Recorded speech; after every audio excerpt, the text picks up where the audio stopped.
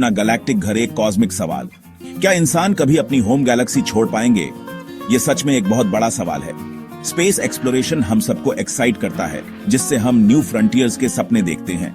हमारी Galaxy milky वे सितारों का एक विशाल घूमता हुआ स्पाइरल है। अपना सन तो बिलियन सितारों में से बस एक सितारा है। इमेजिन करो रात के आसमान में देखना, लगभग सारे टिमटिमाते तारे मिल्की वे के ही हैं। अपना प्लेनेट अर्थ अपने स्टार सन का चक्कर लगाता है, जो मिल्की वे के सेंटर का चक्कर लगाता है।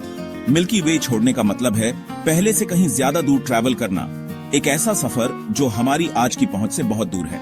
ये दूरियां इमेजिन करना भी सच में मुश्किल है, लेकिन इंसान नेचुरली क्यूरियस एक्सप्लोरर्स होते हैं, हमेशा अगले होराइजन की तरफ देखते हैं। एक्सप्लोर करने की इच्छा हमारी फितरत का हिस्सा है। शायद एक दिन यह सपना पॉसिबल हो। यह यकीनन एक ऐसा विचार है जो कई लोगों को इंस्पायर करता है। हम इस ग्रैंड स्ट्रक्चर का एक छोटा सा हिस्सा है। हमारा कॉस्मिक सफर साथ में जारी है। हमारी आज की समझ से परे क्या है? यूनिवर्स बहुत विशाल है और मिस्ट्री से भरा है। मिल्की वे गैलेक्सी इनक्रेडिबली बड़ी है। यह करीब 1 लाख लाइट ईयर्स चौड़ी है। 1 लाइट ईयर वो डिस्टेंस है जो लाइट 1 साल में ट्रैवल करती है। लाइट यूनिवर्स में सबसे तेज चीज है।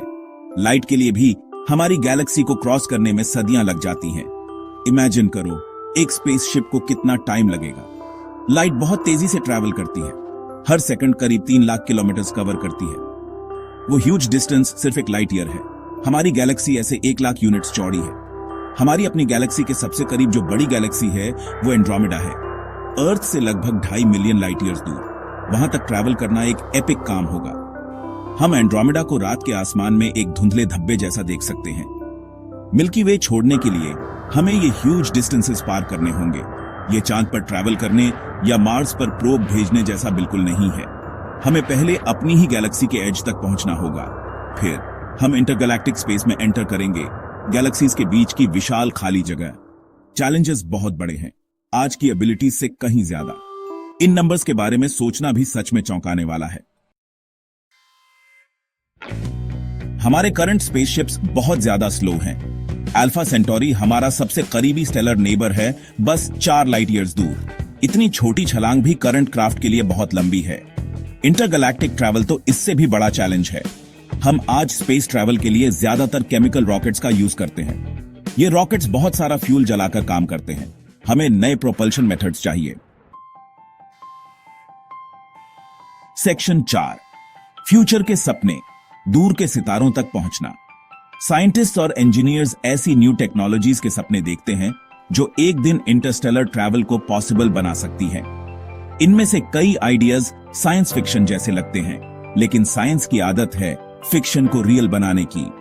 इंसानी इंजेन्युइटी इनोवेशन के लिए एक पावरफुल फोर्स है। हम हमेशा नॉलेज की बाउंड्रीज को पुश करते रहते हैं। यह ड्राइव स्टार ट्रैवल के सीक्रेट्स को अनलॉक कर सकती है। कुछ न्यू आइडियाज में शामिल हैं फ्यूजन रॉकेट्स, जो पावर के लिए न्यूक्लियर फ्यूजन का यूज करते हैं। यह वही प्रोसेस है जिससे हमारे सन को पावर मिलती है। सोलर सेल्स एक और कॉन्सेप्ट है जिसे टेस्ट किया जा रहा है, जो शिप्स को धीरे से पुश करने के लिए सनलाइट का यूज करते हैं। और एडवांस्ड आइडियाज में शामिल हैं वॉर्प ड्राइव्स या थियोरेटिकल वर्म होल्स, जिन्हें स्पेस टाइम के शॉर्टकट्स के रूप में इमेजिन किया जाता है। एल्बर्ट आइंस्टाइन की ग्राउंड ब्रेकिंग थ्योरीज इन पॉसिबिलिटीज के बारे में बात करती हैं। लेकिन ये बहुत कॉम्प्लेक्स आइडियाज हैं और हमें नहीं पता कि इन्हें बनाना सच में पॉसिबल है भी या नहीं।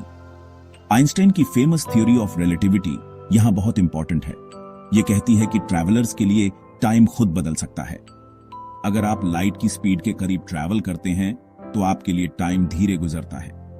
इस इफेक्ट को टाइम डिलेशन कहते हैं। एक तेज स्टारशिप के क्रू के लिए शायद कुछ साल गुजरें, लेकिन अर्थ पर सदियां या हजारों साल बीत सकते हैं।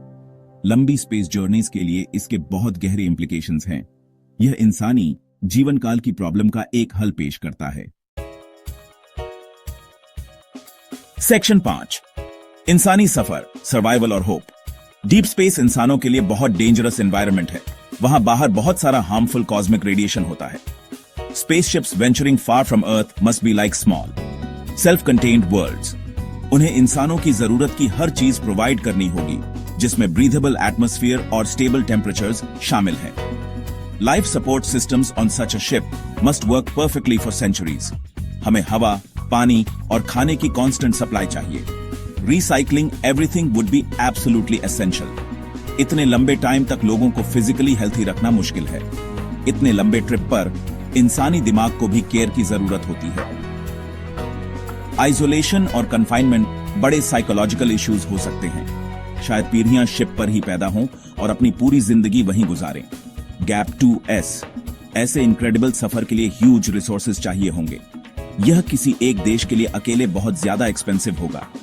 दुनिया भर के कई नेशंस को मिलकर करीब से काम करना होगा। यह हमारे कलेक्टिव कोऑपरेशन की स्पिरिट को टेस्ट करेगा। दूसरी गैलेक्सीज तक पहुंचने का सपना हम सबको इंस्पायर करता रहता है। इंसानी क्यूरियोसिटी एक बहुत स्ट्रांग और परसिस्टेंट फोर्स है।